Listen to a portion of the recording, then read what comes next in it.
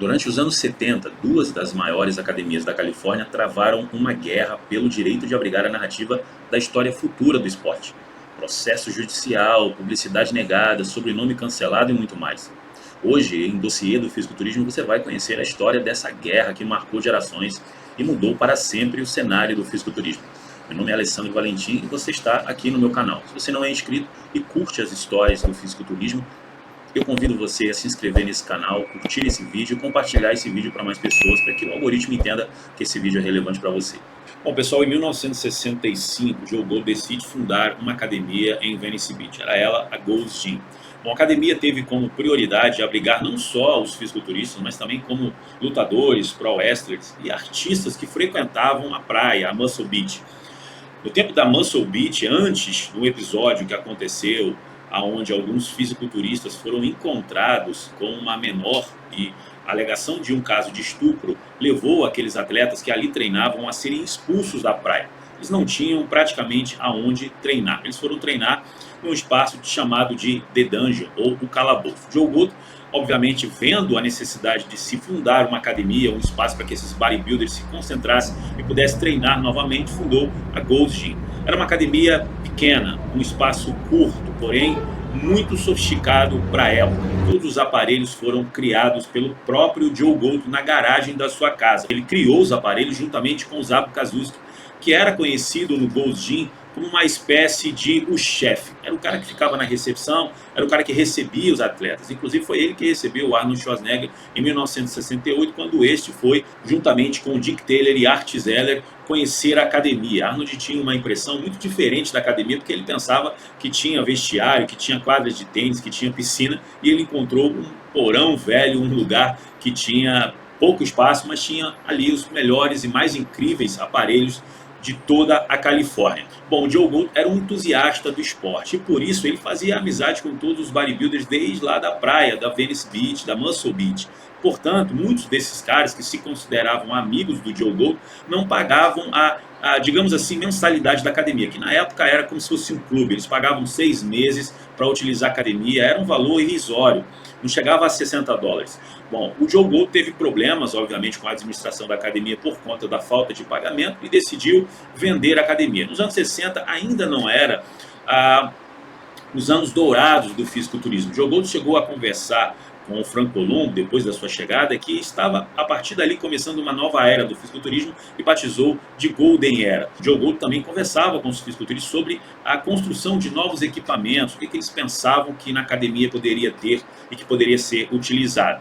Agora, em 1969, ele decidiu entregar a academia, ele decidiu vender a academia porque realmente não dava lucro, os caras não pagavam, e ele vendeu para dois caras. Um deles era Bud Dunitz e o outro o David Sachs. O Bud Dunitz era um cara que trabalhava numa loja de relógios, ele montava, desmontava, arrumava relógios, e o David Sachs era um cara que tinha uma loja de antiguidades. Os dois se juntaram, compraram a Gold's Gym, só que depois de 2 anos eles viram que o negócio realmente não era para eles. Decidiram ou transformar a Gold's Gym numa loja de antiguidades ou vender o Gold's Gym. E nessa época treinava na academia um cara chamado Gaines Sprague, que era um marombeiro da academia, obviamente, mas era um ator de filmes pornô. Esse cara trabalhava com um cinema, né? E na verdade fazendo filmes não tão ortodoxos assim. Mas o Ken Sprague, ele tinha uma influência muito grande, porque naquela época não havia uma divisão, né? O cara faz filme assim, o cara faz filme assado. Não, tudo era uma indústria só e os filmes eram divididos ali por setores. Ele conhecia muita gente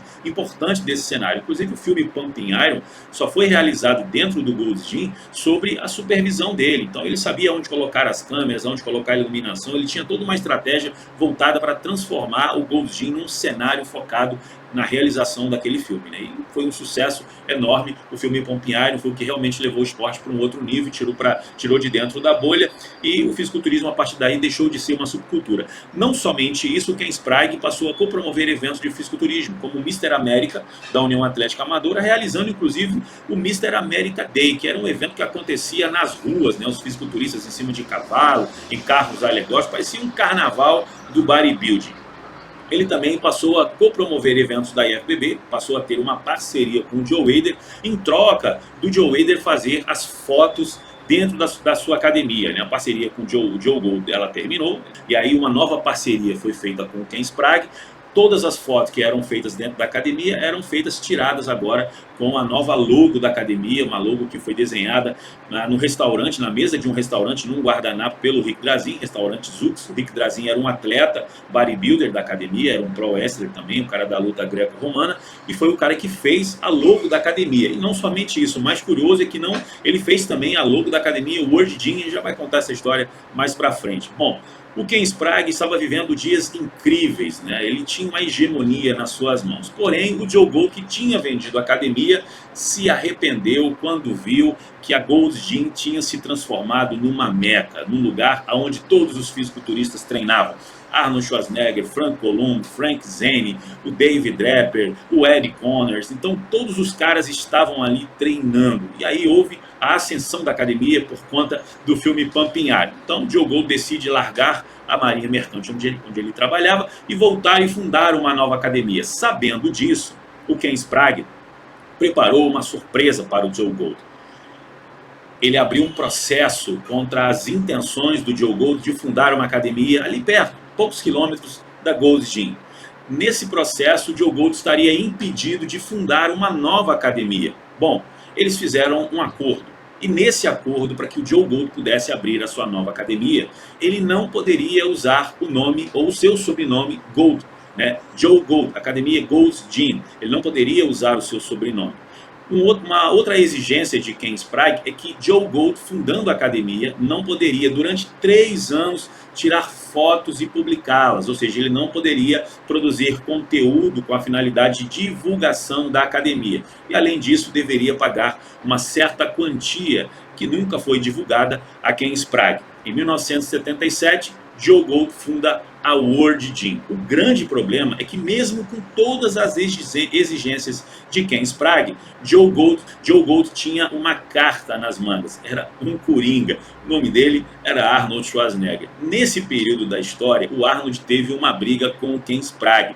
Os dois tretaram porque o Ken Sprague, com a parceria com o Joe Weider, estava à frente das negociações, das realizações de eventos. E o Arnold estava promovendo o Mr. Olympia. Em 1976, o Arnold estava aposentado e ele e o Jim Lorne passaram a co-promover o Mr. Olympia. E nessa altura começou as brigas com Ken Sprague, porque, por ser um cara muito inteligente, muito safo nos negócios, o Arnold, percebendo isso, entendeu que ele poderia, num futuro próximo, tomar o seu lugar. Então o Arnold começou a criar uma série de calúnias com relação ao Ken Sprague. Ele sabia da opção sexual do Ken Sprague, sabia dos filmes que o Ken Sprague fazia e sabia até que alguns fisiculturistas que frequentavam, que fazia parte do Gold's Gym, também participavam desses tais filmes. Bom, o fato é que o Ken Sprague conseguiu vencer Arnold nesse processo, inclusive porque teve o apoio do Joe Weider.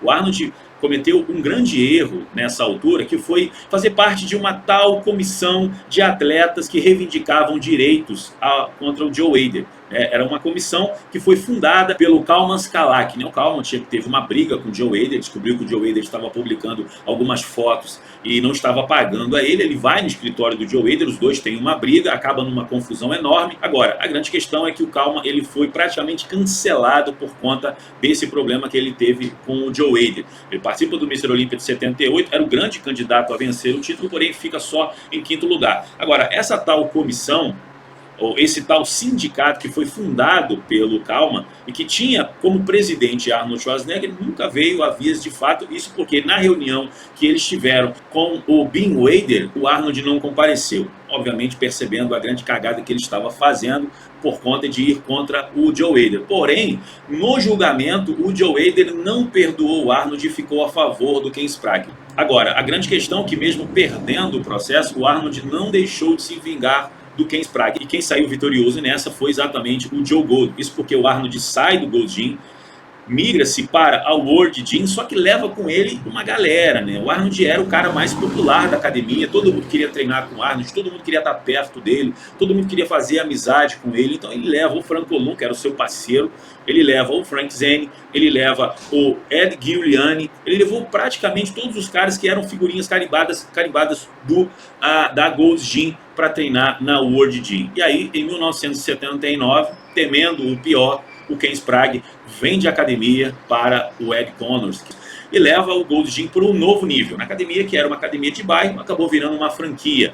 A logomarca, que era uma logomarca simples, acabou virando uma marca registrada. Porém, Joe Gold também não ficou para trás. Ele começa a revolucionar a World Gym vira uma franquia, e hoje essas duas academias são as duas academias mais icônicas de toda a história. Estão espalhadas pelo mundo inteiro. Bom, pessoal, essa foi a história da guerra entre as duas maiores academias de todos os tempos. Na sua opinião, quem realmente venceu essa batalha? Foi a World Gym ou a Gold's Gym? Ou não teve vencedor e as duas academias acabaram sendo beneficiadas pela guerra que houve nos anos 70. Espero que você tenha curtido esse vídeo. Não deixe de se inscrever no canal e nós nos vemos no próximo episódio da série Dossiê do Fisiculturismo. Um forte abraço, pessoal.